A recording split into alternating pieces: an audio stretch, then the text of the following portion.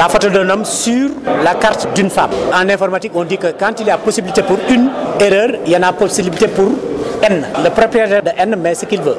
Il peut mettre 1000, 1 million. Cela veut dire que c'est la conséquence de cet acte, de ce fait, qui est important. Quand je peux me tromper en sortant une carte où il y a un homme à la place d'une femme, cela veut dire que je peux manipuler ce fichier, je peux manipuler la carte et y mettre qui je veux. Il suffit de prendre une photo et de mettre ça sur n'importe quel nom de femme ou n'importe quel nom d'homme et de balancer ça quelque part. Nous avons reçu environ 31 000 cartes sur 77 177 inscrits. Cela veut dire que nous sommes à 30,69%.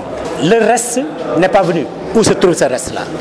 Moi-même qui vous parle, jusqu'à présent, je n'ai pas reçu ma carte. J'ai utilisé les moyens qui étaient à ma disposition. On me dit que ma carte a été produite. Je n'arrive pas à la voir. On ne peut même pas me dire où se trouve ma carte. C'est dû certainement parce que les gens n'ont pas voulu produire les cartes de Grand Yoff. Il n'y a pas d'autre explication. En fait, il faut comprendre une chose. Sur les listes électorales, il y a 3 éléments. L'option 1, c'est quoi? C'est des gens qui étaient sur les listes électorales et qui ont confirmé.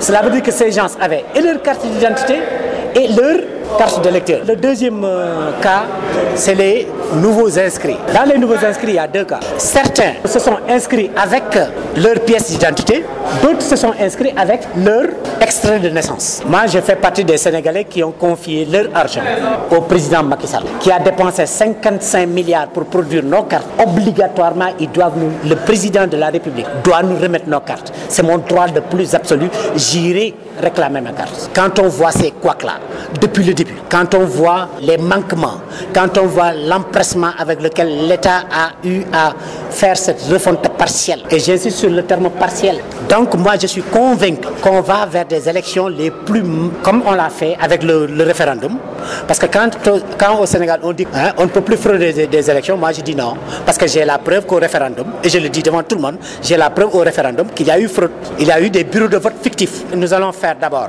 avoir une réponse politique.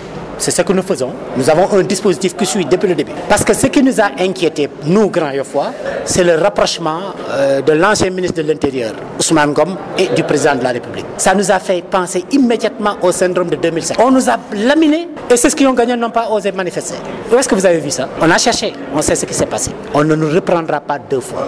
Nous allons vers la création d'un front anti-fraude à Grand Yoff et on sera vigilants.